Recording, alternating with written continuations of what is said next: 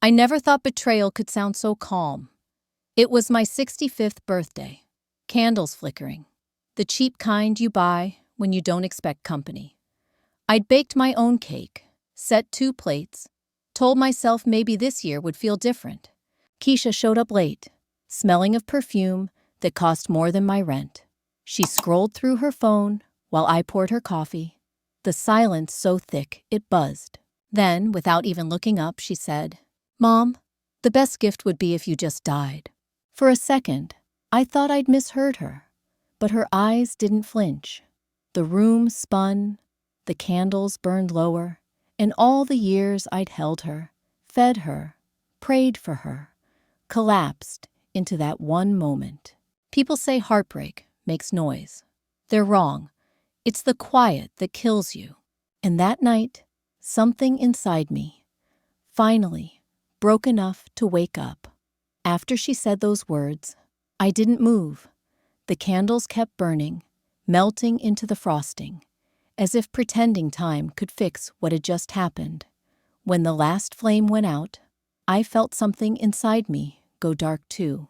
That night, I sat at the kitchen table and stared at the walls that had held every version of our lives. The baby giggles, the teenage shouting, the long phone calls when she needed help. The house was full of soundless echoes. I started thinking back to how it all began, because pain always sends you backward first. I was 28 when I had Keisha. Her father died before her first birthday. I used to carry her everywhere, balanced on one hip while pushing a cart full of hope and overdue bills. I worked nights at Grady Hospital, double shifts if they needed me.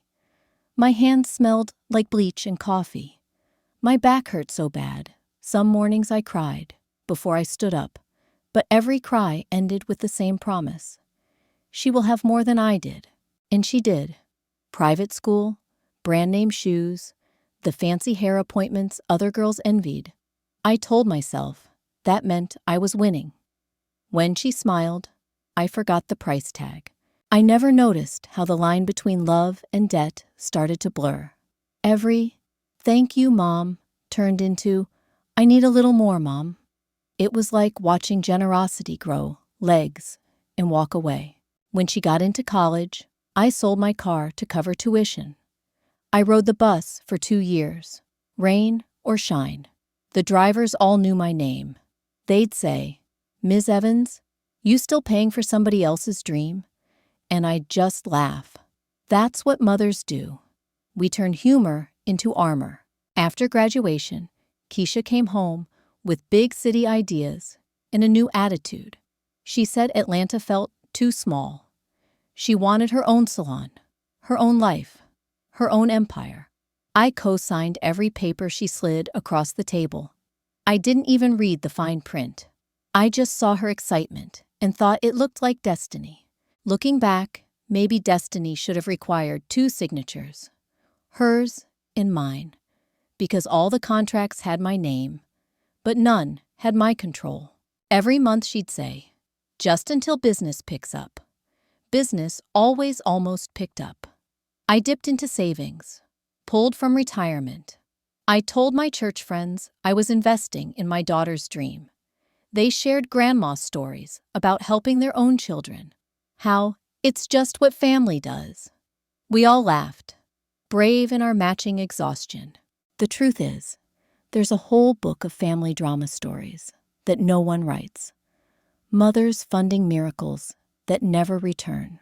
Then came the first sign I should have noticed. She stopped calling me Mama, started using Mom like it was a nickname she'd outgrown. Our talks turned into transactions. My living room became her office whenever she needed Wi-Fi and sympathy.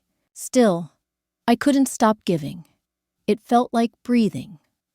Automatic, necessary, invisible. When I retired, I imagined rest. Instead, I became her safety net. "You wouldn't want me to fail, would you?" she had asked, smiling that confident smile that always made me weak. So I said no. I never wanted her to fail. I just didn't realize. Success built on someone else's exhaustion isn't success. It's inheritance disguised as ambition. Sometimes, late at night, I'd wake to phantom sounds. The door creaking, the baby monitor clicking from decades ago. Memory can trick you like that, bringing back the version of them who still needed you, not the one who uses you. One Sunday after church, Sister Janelle hugged me and said, "You're such a good mother." I smiled, but my throat tightened. Good mothers rarely get holidays off. Then came that birthday, my 65th, the day the candles became confession lights. I replayed every sacrifice, like a film running backward. The unpaid bills, the bruised feet, the endless yeses. Somewhere between frame and frame, I realized I had raised a daughter who believed my love had no cost. Maybe that was my mistake, never teaching her that love, without gratitude, becomes a bottomless pit. Sometimes, I wonder how many mothers gave up everything, thinking it was love, until love forgot them back. If you've ever given too much and felt invisible because of it, hit like, so I know you're still here. And if you believe every mother deserves better, type yes in the comments. Let's say it together. For all of us who kept saying yes when no one said thank you. I remembered Mama again, the way she once warned me, "Don't let love make you poor, baby." I thought she meant money. Now I knew she meant spirit. I wondered what she'd say if she saw me now. Tired, betrayed, still trying to defend the very person who broke me. Probably nothing. The women in our bloodline didn't lecture. We endured. We built churches out of broken hearts. But that night, I felt the first crack in that tradition. A small voice inside whispered, "Maybe you don't have to keep saving her." It was tiny, almost drowned out by guilt. Yet once you hear truth, it keeps echoing. I went through old photos again. Keisha in her prom dress. Keisha holding her first paycheck. Keisha smiling with a confidence I'd helped build. Then, my eyes caught mine in the corner of each frame. Fading, tired, proud, but disappearing. That's when I understood. I hadn't lost my daughter overnight. I'd been losing her one favor at a time. I thought silence would fix things.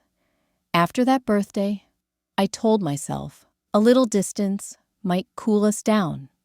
But silence can be louder than any argument. It fills every corner of a house until you can't breathe without tasting regret. Weeks passed. No calls, no visits, just bills arriving with my name on them and memories that refused to fade. Then the phone rang. It wasn't Keisha. It was the bank. The woman's voice was professional, but uneasy. The kind of tone people use when they're about to deliver bad news. She said my joint account had been accessed for a major withdrawal. Every penny of my savings.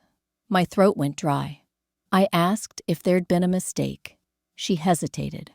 "I'm sorry, Mrs. Evans. The authorization matches your daughter's name."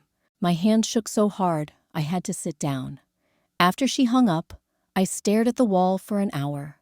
The clock kept ticking, like it didn't care what had just happened.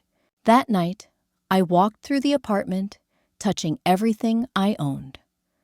The lamp I'd bought on sale, the worn Bible on the table, the framed photo of Keisha at her college graduation.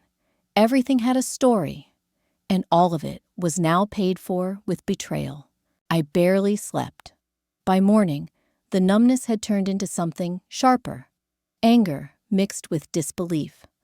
I wanted to call her, to scream, to ask how she could do this. But a part of me already knew, when people stop respecting you, they stop seeing you. 2 days later, she showed up. No apology, no shame. Just walked in like she still owned the air I breathed. She poured herself a glass of juice, sat down, and started talking about investments. I asked about the bank. She didn't even blink. Mom, it's our money. I just moved it to where it can grow. Don't be dramatic. That sentence split me open. Our money, my retirement, my peace. I wanted to shout, but the words froze behind my teeth.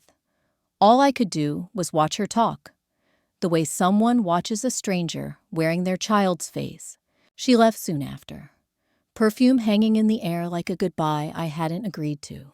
That evening, I opened the old quilt my mother had sewn for Keisha when she was a baby. Every patch told a story: struggle, faith, survival. It hit me then. I'd handed my daughter a legacy built on sacrifice, and she'd traded it for vanity. In the next few days, rumors started traveling faster than truth. People from church whispered that Keisha had opened a second salon in Buckhead, all luxury and marble floors. She was on social media showing off designer bags and champagne flutes. The same people who once pitied me were now saying, "You must be proud." Proud. Pride is hard to feel when you're busy paying the price tag for someone else's glory. I didn't confront her again. I just watched her world from a distance, scrolling through her posts like reading someone else's highlight reel. But inside, the storm was building. Every photo she posted, smiling, successful, felt like salt in a wound. She'd caption them with things like, "Built this on my own," or "Self-made queen." The comments praised her strength, her independence, her drive. No one saw the hands behind the curtain. No one saw me. One night, I turned off the phone and sat in the dark, wondering how many other mothers had lived this same invisible ache. The family drama stories I read online used to feel like fiction. Now they sounded like my diary, written by strangers. It's strange how humiliation can turn into fuel.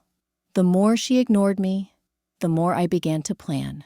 Not revenge, not yet, but understanding. I needed to see who I'd raised, really see her, without the blindfold of love. A week later, I went to her salon.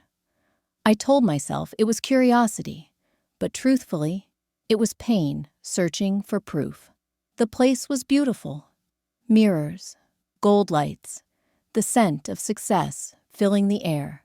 She looked up from her chair, surprise flashing across her face, before turning into annoyance. "Mom, what are you doing here?" I told her we needed to talk privately. She sighed, led me into the back office, crossed her arms. When I asked why she took the money without telling me, she smiled the way people do when they think they're smarter than you. "Mom, I'm building something bigger. You think too small." There it was, the final cut. Not the words, but the look. That little smirk that said she'd stopped seeing me as her mother and started seeing me as her obstacle. I left without a word. The air outside felt heavier than the walls I'd just escaped. Atlanta's heat pressed against my chest, but the real fire was inside me. By the time I got home, I was shaking. I poured myself tea, but my hands wouldn't stop trembling. I sat down and whispered, "Enough." It was the first time that word didn't sound like surrender. After that day at the salon, something inside me changed. It wasn't loud. It wasn't rage. It was quiet, steady, cold, like a switch flipping off. I stopped calling, stopped explaining, stopped believing that time would fix what greed had already stolen. But peace didn't come, not yet, because sometimes silence isn't healing. It's just the space where betrayal echoes. A week later, I got another envelope in the mail. No return address, just my name scrawled in her handwriting. I opened it thinking maybe, just maybe, she'd apologized. Instead, it was a contract, a sale agreement, for my house, my home. At first, I thought I misunderstood. Then, I saw her signature beside a forged version of mine. I don't remember dropping the paper, but I remember the sound it made, hitting the floor, like something final. That night, I sat in my kitchen, the same kitchen where she'd once done homework, where I'd once braided her hair. Everything looked the same, but nothing felt the same. I whispered, "She sold my house," just to hear it out loud, because part of me still didn't believe it. I thought of my mama and her grandma's stories, how she used to say, "When people show you who they are, don't repaint them." I had repainted Keisha 100 times, called selfishness ambition, called manipulation love. But now the paint was peeling, and all that was left was truth. I didn't cry, not that night. Tears are a kind of permission, and I was done granting her any more of me. 2 days later, I went to the bank to confirm what I already knew. The woman behind the counter looked uncomfortable, tapping her keyboard too fast, pretending not to see the mess in front of her. She said the house had been appraised, refinanced, already on the market. I thanked her, walked out, and sat on the bus stop bench like someone waiting for her old life to arrive and pick her up. The city kept moving. People laughed, cars honked, music thumped from passing cars. Atlanta didn't care about my heartbreak. And maybe that was the point. The world doesn't stop for your pain. It just keeps spinning until you decide to stand again.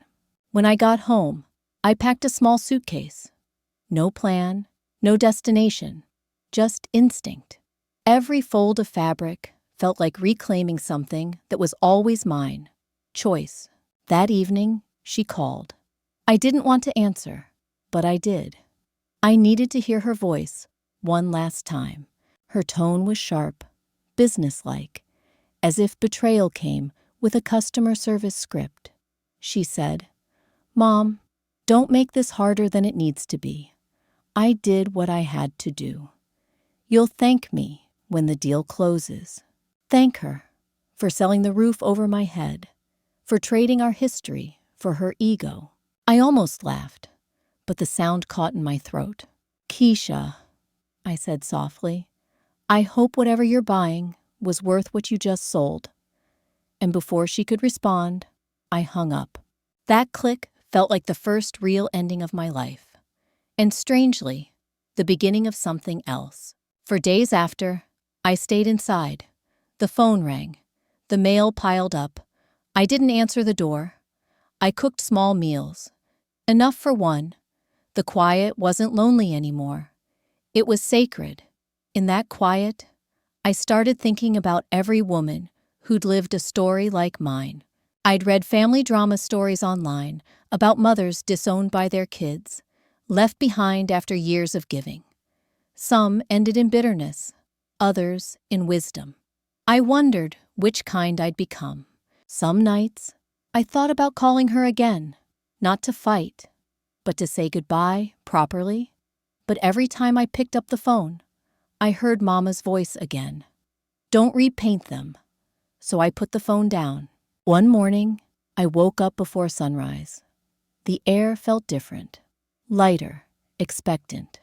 I made coffee, poured it into my favorite mug, and sat by the window. The sky was turning pink, and for the first time in a long time, I felt something close to peace, but sharper. It wasn't forgiveness, it was clarity. And clarity, I've learned, can feel a lot like revenge. I realized I'd been waiting for her to change, to see me, to say sorry. But maybe it was time I stopped waiting and started acting. I wrote a note, simple and short. "You wanted me gone.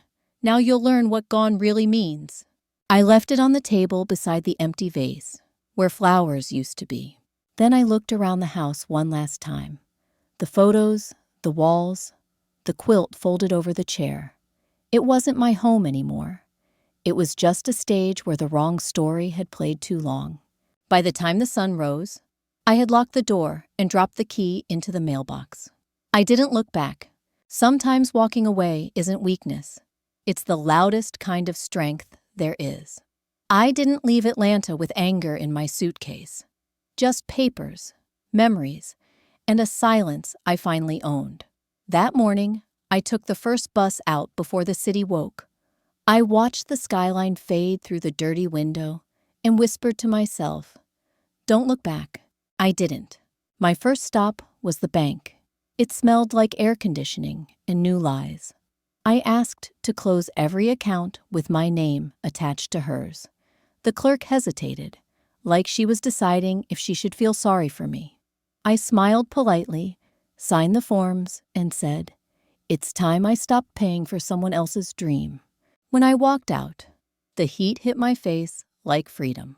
Next, I called my lawyer, Mr. Watkins, an old friend from church who owed me a favor.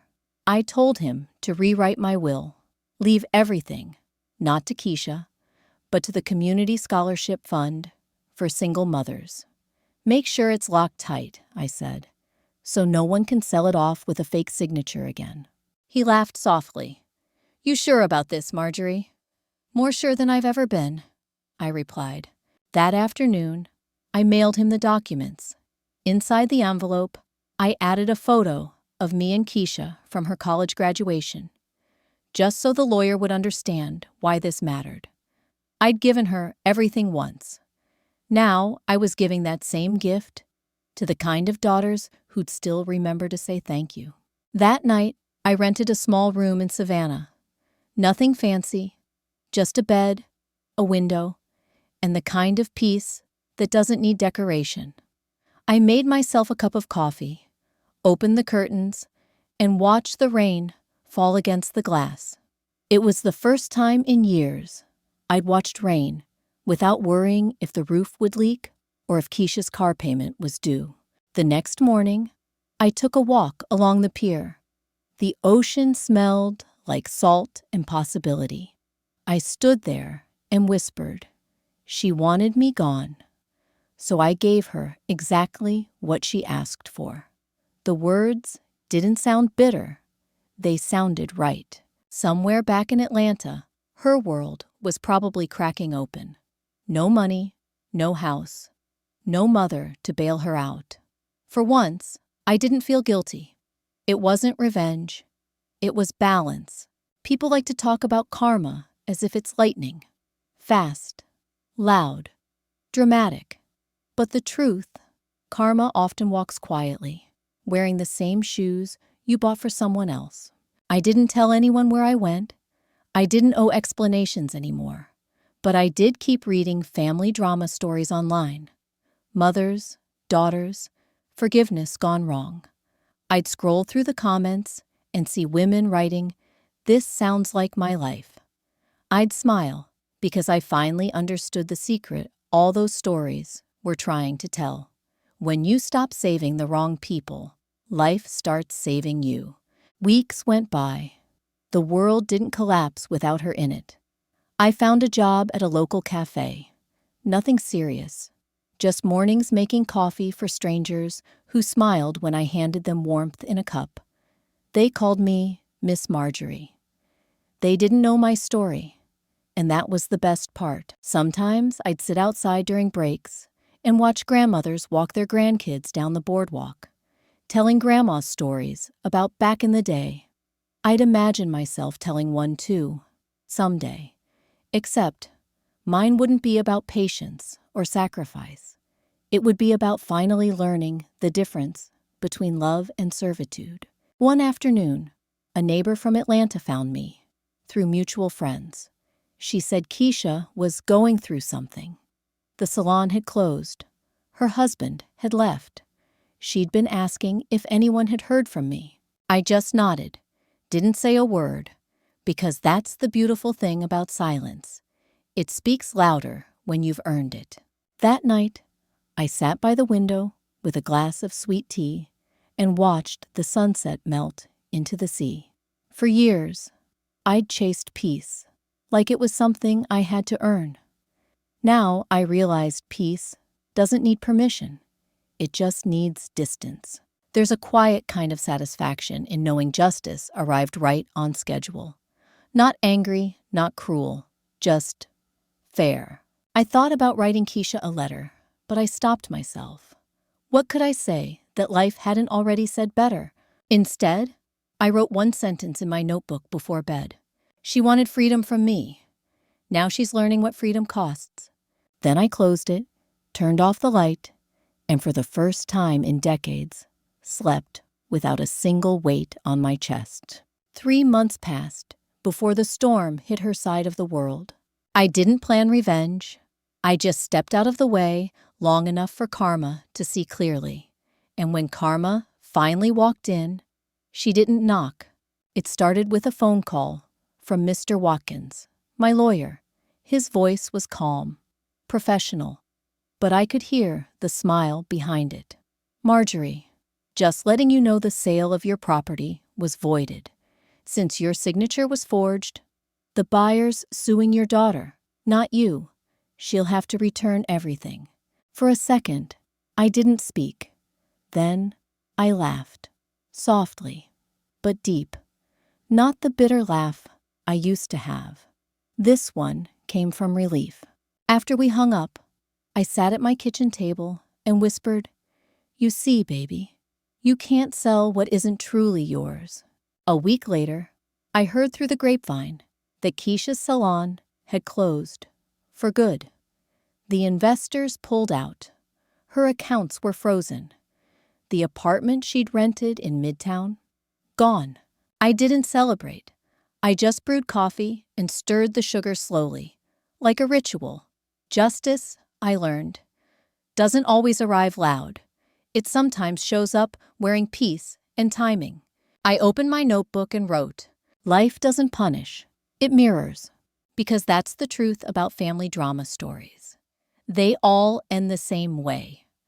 The moment one person stops lying to themselves, the whole story changes. A few days later, I went for my morning walk near the pier. The air smelled of salt and second chances. A woman I'd met at the cafe joined me. She said, "You've got that glow, Miss Marjorie. You winning the lottery or something." I smiled and said, "Something like that." That night, I turned on the radio while cooking dinner. A slow gospel song came on. The same one I used to sing when Keisha was little. I closed my eyes, humming the melody, feeling no sadness, just distance. For years, I'd carried guilt like a badge of motherhood. Now it felt like an old coat I could finally hang up. Later that week, I got a letter in the mail. No name, just familiar handwriting. Inside was a single line. "I messed up, Mom. Please call me." I read it once, folded it, and placed it in the drawer beside my grandma's stories journal. Not out of cruelty, but because not every apology deserves an audience right away. Forgiveness, I decided, should be earned, not begged for. I spent that evening watching the sunset turn the sky into gold. For the first time, I wasn't replaying the past or predicting the future. I was just there, still, breathing, alive. That's when I realized the sweetest form of revenge isn't payback. It's peace. Peace that doesn't need proof. Peace that makes the person who hurt you wonder how you're still shining without them. The next day, I went to the community center to check on the scholarship fund. The first group of single mothers had already been approved. Their smiles filled the lobby like sunlight. One of them hugged me and said, "I heard you started this. You have no idea how much this means." Oh, but I did know. It meant everything. That moment, I felt something wash through me. Something cleaner than triumph. I finally understood what Mama meant when she said, "God don't miss." As I drove home, I passed a billboard for a new hair salon. Different owner, same neighborhood Keisha once claimed. I smiled, shaking my head. The universe always replaces what you misuse. I parked, walked up the stairs to my little apartment, and sat by the window with my tea. The ocean was calm, the sky endless, Sometimes, late at night, I still thought about her, about the girl she used to be, the woman she'd become. But I didn't ache anymore. I just whispered, "Grow well, even if it's without me." You know that kind of moment, right? When justice finally shows up. Not loud, not cruel, just right on time. If you've ever seen life bring balance in its own way, hit like to say, "I've felt that too." And if you believe peace can be the strongest revenge, type yes in the comments. Let's remind each other that quiet victories matter too. I closed my eyes that night with a calm I didn't recognize at first. Then I realized it was mine. It had always been mine. And just before sleep took me, I whispered to myself, she wanted freedom from me. Now she's learning what freedom costs. The quiet after justice is nothing like I imagined. You think peace will sound like music, like angels humming on your porch. But real peace is just silence. Too much of it. Every morning in Savannah starts the same. The waves hit the shore like steady breathing. The air smells like salt and coffee grounds. I walk to the cafe, smile at the regulars, pour their drinks, nod when they tell me about their families. They think I'm calm. They think I'm healed. But inside, there's a space I can't fill. Winning feels strange when you lose someone you loved in the process.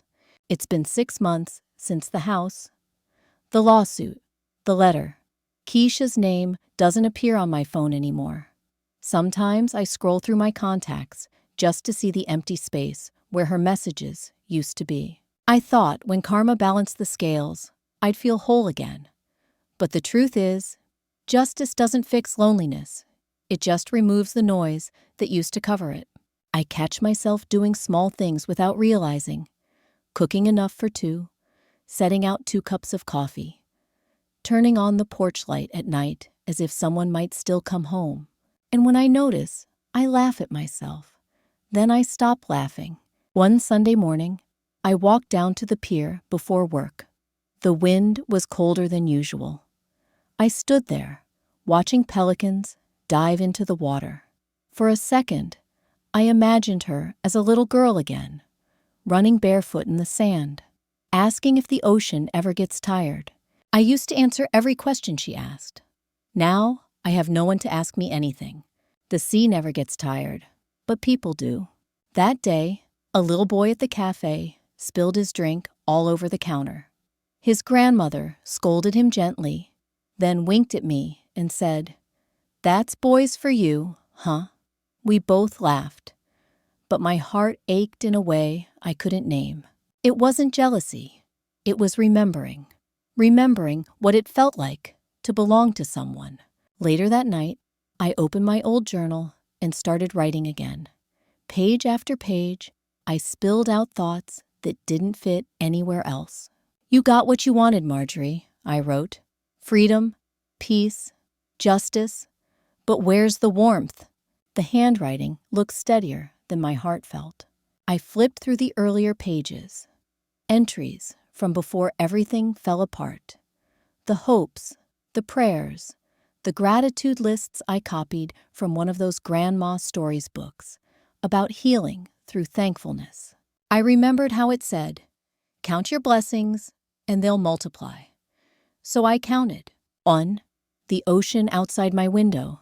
2, the bed I can finally sleep in without dread. 3, the freedom to choose who I let near me. But when I reached number 4, I stopped. My mind said, "Keisha." Then my hand froze. Was she still a blessing if she broke me first? That night, I couldn't sleep. I sat by the window again, watching the streetlights paint gold across the water. I thought about every woman I'd ever met, the ones who'd whispered their family drama stories at church gatherings, saying things like, "He left," or "She changed," or "They forgot me." Back then, I used to nod politely. Now, I understand that silence between their words, the kind that carries both love and surrender. I guess we're all trying to learn the same lesson: how to love without losing ourselves. Days blurred together after that. I'd go to work, smile, serve coffee, listen to people talk about their children, their problems, their blessings. I'd nod like a woman who knew balance, but inside, I was still tipping. Then, one evening, a storm rolled in from the sea. The wind rattled the windows. Thunder shook the walls. I made tea, wrapped myself in a blanket, and sat on the couch, watching the rain. The sound of it reminded me of my heartbeat the night Keisha told me to die. That same uneven rhythm. Except now, there was no anger, only ache. I whispered into the room, "I forgive you." Not because she deserved it, but because I deserved to stop replaying it. The words floated in the air like they were waiting for an answer. But none came, and somehow that was okay. The next morning, the world smelled new. Clean pavement, damp grass, sunlight cutting through the clouds. I walked to the pier again. The ocean looked calmer, and for the first time in months, I realized I was breathing differently. Deeper, slower, like my body was finally catching up to the quiet. Maybe peace isn't the end of pain. Maybe it's the space you make for something new to begin.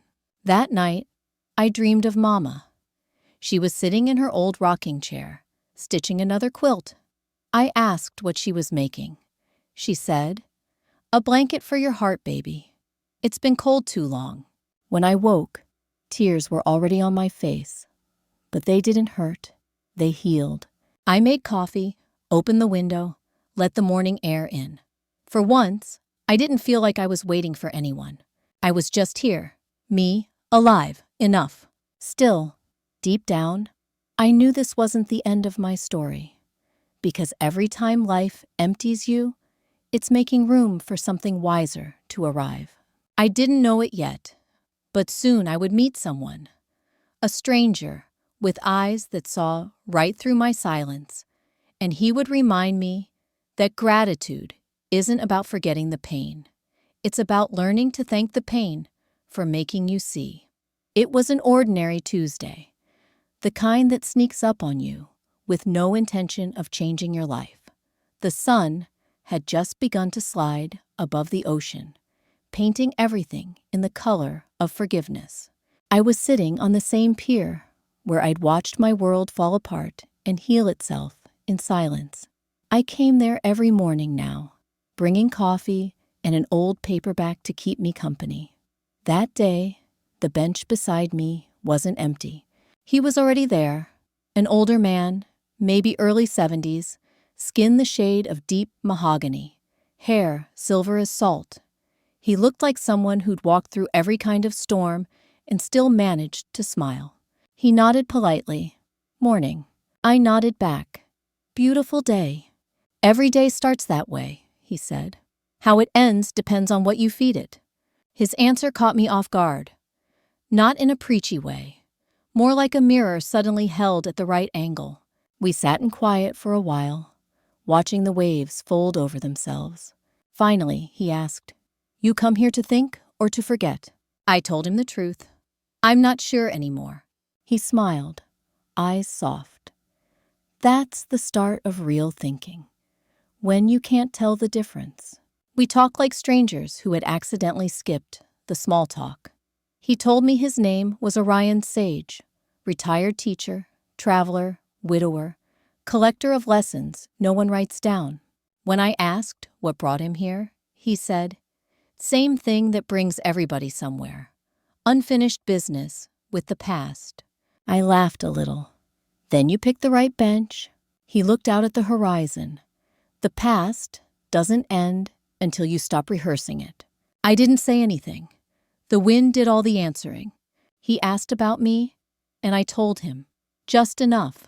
A daughter, a betrayal, a silence that still hummed like an old song I couldn't turn off. He didn't interrupt, didn't offer sympathy, just listened the way people do when they aren't waiting for their turn to talk. After I finished, he leaned back and said quietly, "Sounds like you've been paying rent for someone else's mistakes." That sentence hit like a stone skipping across calm water. Small, but it traveled far. I asked him what he meant. He explained, "When we hold on to anger, we pay for the space it takes up. The other person lives rent-free in our head, but we keep covering the bills. Energy, peace, sleep. That's the cruel math of resentment." I blinked. "So what? I'm supposed to just forgive her?" He shook his head. "Forgiveness isn't clearance for bad behavior. It's eviction.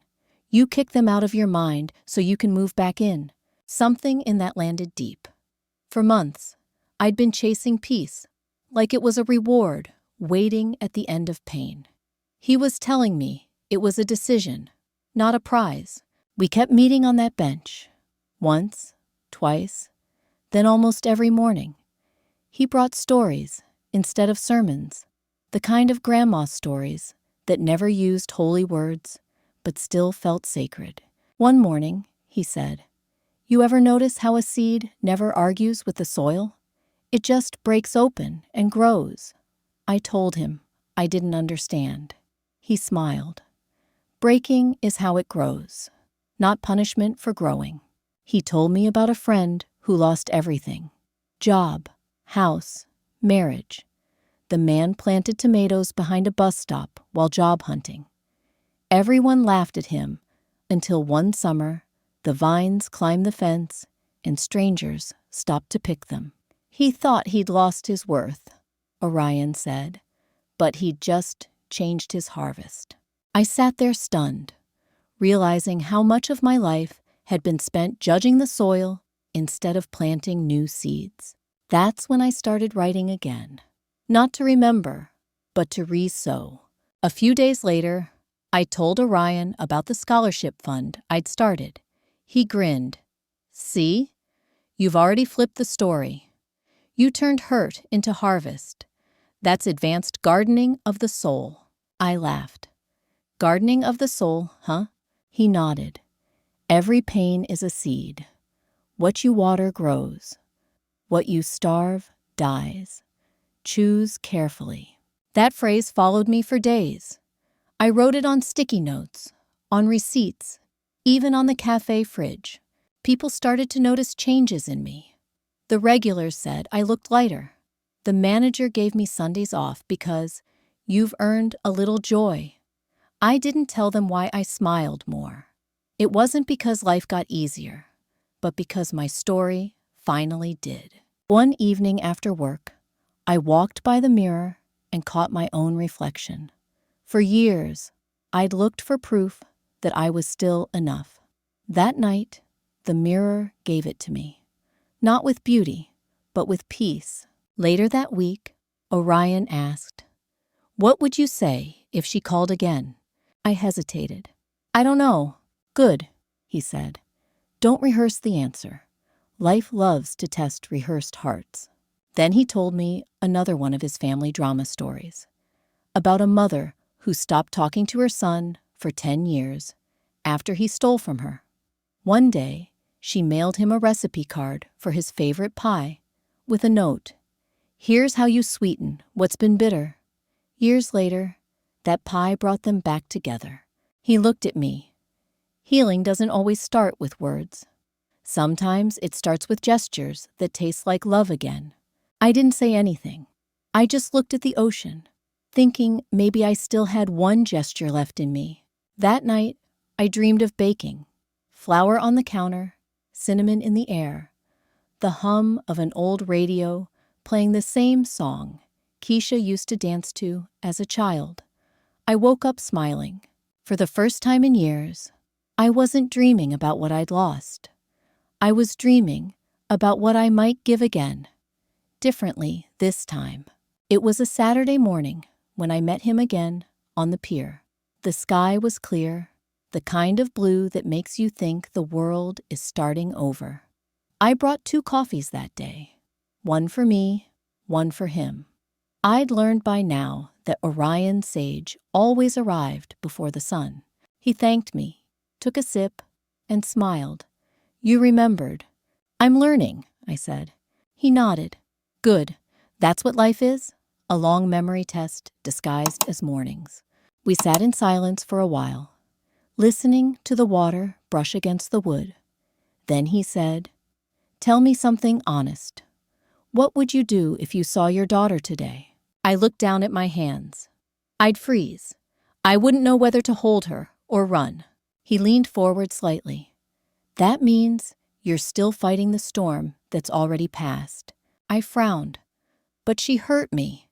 She lied, used me, sold my home. He nodded slowly. And yet, she still owns space in your thoughts, doesn't she? That's how attachment works. It keeps collecting rent long after you've moved out. He picked up a small stone from the pier and tossed it into the sea. "See that ripple?" he said. "That's anger. It starts small, but keeps moving long after the cause is gone. The only way to stop it is to stop throwing stones." His words settled between us like the air before rain. "Orion," I said, "you talk like life's a classroom, but some lessons cost too much." He chuckled. "True, but the tuition's already paid. You might as well learn the course." He told me about a woman he'd once met, a nurse who lost her son in a drunk driving accident. For years, she sent hate letters to the driver, until one day she realized her grief was feeding on her. She started volunteering at a rehab center. He said, "She didn't do it to forgive him. She did it to free herself. And that freedom became forgiveness without trying." That story hit deep. It wasn't about religion. It was about reclaiming peace as personal property. We met again a few days later. I'd baked cornbread that morning and brought him a slice. He smiled. "You're starting to give again, but from a full cup this time." I told him how I'd been journaling, counting small blessings. He nodded. Gratitude is not a thank you note to the world. It's a filter. It changes what your eyes see and what your heart keeps. He asked me, "What's one thing you're grateful for right now?" I thought for a moment. That I stopped running after people who keep closing their doors. He smiled. "Then you've learned the second law of balance. Not everything lost is a tragedy." Another morning, he showed up with a small notebook of his own. "I keep a list of grandma wisdoms," he said, flipping through the pages. "They're not mine, just things people told me when they thought no one was listening." He read a few out loud. "Don't argue with a storm. Build a roof. Don't plant blame. It grows fast and chokes your joy. If you want light, be the window, not the curtain." He looked at me. "These are the kind of grandma's stories people forget to pass down. That's why we keep repeating the same family drama stories, generation after generation." I nodded slowly. "So, you think I can stop it? This pattern?" He smiled.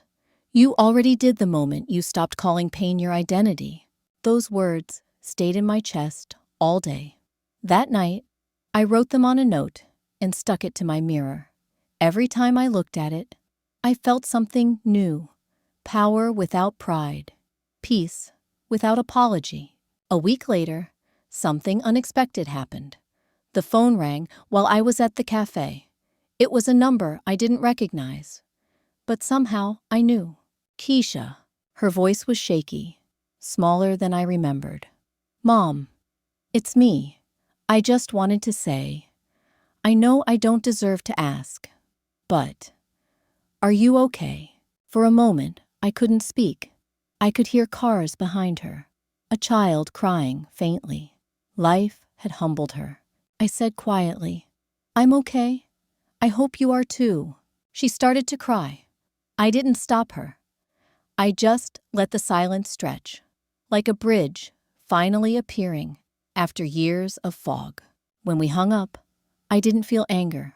I didn't even feel victory. I just felt balance. The next day, I told Orion what happened. He listened carefully and said, "Do you know what real forgiveness looks like?" I guess I'm finding out. He nodded. It's when your pain stops needing an audience. He sipped his coffee, then added, forgiveness doesn't mean you trust them again. It means you trust yourself again. That line cracked something open inside me. I asked him, Orion, how do you always know what to say? He smiled. Because pain speaks the same language in every person. I just learned to translate it. Then he said something I'll never forget. When you learn to see pain as a teacher, not a punishment, you stop living in fear of the next lesson. He looked at me, eyes kind but firm. And you, Marjorie, you've graduated. That evening, I walked home under the orange sky. The air smelled of rain and jasmine. I thought about what he said, about graduating from my pain. I passed by a bakery and bought a pie, the same kind Keisha loved as a child. I didn't know if I'd ever give it to her, but I wanted to remember what love without debt felt like. When I got home, I opened my window, let the sea breeze fill the room, and whispered, I'm ready to live, not just survive. And for the first time in a long time, I knew I meant it. I didn't sleep much that night after the phone call. Forgiveness, it turns out, doesn't come with fireworks. It just arrives quietly, the way dawn replaces darkness without asking permission. The next morning, I woke up before the alarm. The sky outside was pink and tender, the kind of color that forgives the night for being cruel. I brewed coffee, packed a pie into a box, and sat for a long time before leaving the house. It wasn't a plan. It was more like gravity pulling me toward something unfinished. When I reached the bus stop, the driver smiled and said, Morning, Miss Marjorie. You're up early. Some mornings don't wait for you, I said. The ride was long, Savannah to Atlanta, but I didn't count the miles. I counted breaths. Each one felt lighter than the last. As the city skyline came into view, I thought about the years I'd spent feeding a dream that wasn't mine, and how letting go had given me something better. Clarity. People think healing is soft. It isn't. It's steel bending without breaking. When I got to her street, I didn't knock right away. I just stood there, holding that pie like a peace offering no one had asked for. Finally, I rang the bell. The door opened slower than I expected. Keisha stood there, barefoot, tired, eyes red from crying, but still proud enough to pretend she wasn't. Neither of us spoke for a few seconds. Then I held out the pie box. Cinnamon apple, I said. You used to love it. She stared at it, confused. You came all this way. For that? I shrugged. Maybe. Or maybe I came to stop replaying our worst day. We sat at her kitchen table, the same table she'd bought with my money years ago. But now it felt different, smaller, human. She started talking, words tumbling out like broken glass. Apologies, regrets, memories. I didn't stop her. I just listened, the way Orion Sage once listened to me. When she finished, there was a long silence. Then I said quietly, I forgive you, but forgiveness doesn't mean I forget. It means I'm free. She nodded slowly, tears falling onto her hands. That moment wasn't about being right anymore. It was about being real. Later that afternoon, I left her house and walked to the park nearby. The same place I used to take her when she was little. Children were running everywhere, their laughter spilling into the air like confetti. I sat on a bench and smiled. It hit me then. This wasn't just my story. It was our story. The kind of family drama story people don't just watch. They live. We all have someone we've loved too much, trusted too long, or lost too suddenly. We all carry ghosts that whisper, you could have done more. But maybe healing isn't about doing more. Maybe it's about doing differently. That night, I opened my journal again. I wrote, I didn't fix the past. I just stopped letting it own me. Then, I flipped to a new page and began a list titled, What I can still give. Not money, not approval, just love that doesn't come with a receipt. At the top, I wrote, peace to those who hurt me, patience with those who don't understand me, grace for myself when I forget how far I've come. I realized something simple yet enormous. Gratitude isn't saying thank you for what happened. It's saying thank you that I'm still here to learn from it. The next morning, I called Orion Sage to tell him everything. He just chuckled. You see, Marjorie, you didn't just forgive her.